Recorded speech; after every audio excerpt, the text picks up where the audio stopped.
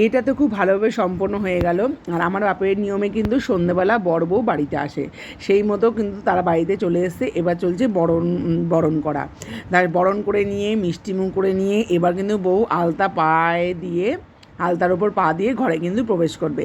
এইবার ঘরে প্রবেশ করার পর কিন্তু অনেক মজার মজার খেলা আছে, যেমন চাল খেলা, তারপরে তোমার আংটি খেলা, তারপরে শোলা দিয়ে মানে বরের মুগুর থেকে একটা শোলা ছিঁড়ে বউয়ের মুগুর থেকে একটা শোলা ছিঁড়ে দেখবে কে কত দূরে থাকে না কাছে থাকে।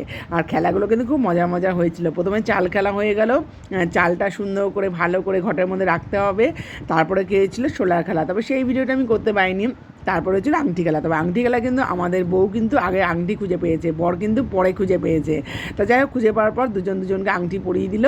এই নিয়ে মজা আনন্দ করে কিন্তু সম্পন্ন সব কিছু।